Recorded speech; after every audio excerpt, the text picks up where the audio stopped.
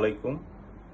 আমি একটা clear message আপনাদের কাছে পৌঁছতে চাই আপনাদের মাধ্যমে, দাদার মাধ্যমে, যেটা হচ্ছে যে এই শিমুল বাগান, জামালের চর, গাগটিয়া পার, এগুলা আসলে আমাদের জুরিডিকশনের বাইরে। আমরা এগুলার দায়ভার আমাদেরকে দেয়া হচ্ছে, কিন্তু আমরা পার কাটার বিপক্ষে সবসময় অবস্থান নেই এবং নিচ্ছি। বর্তমানেও এই জেলা প্রশাসক মহোদয় মোবাইল কোর্টের ব্যবস্থা করেছেন। আমরা আমাদের বিভিন্ন ভলান্টিয়ারের বিভিন্ন স্থানে আছে এবং প্রতিনিয়ত মোবাইল কোর্ট পরিচালনা হচ্ছে।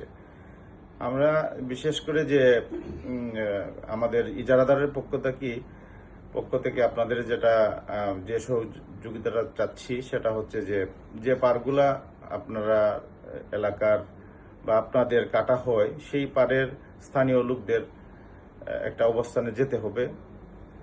এতে ধরেন আমরাও একটা নিরপেক্ষতার জায়গা থেকে আমরাও আপনাদের সহযোগিতা করব ইনশাল্লাহ।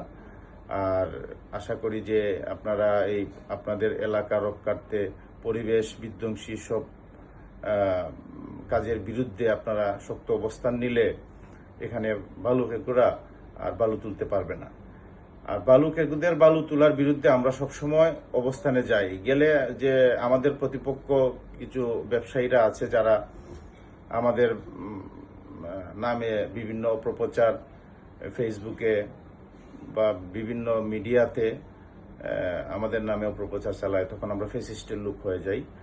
তো এগুলা আসলে আমরা বললেও এগুলার থেকে আসলে একবারে সম্পূর্ণ বের হয়ে আসতে গেলে এলাকার যে স্থানীয় মান্যগণ্য মানুষ আছেন তারা আমাদের সহযোগিতা করতে হবে।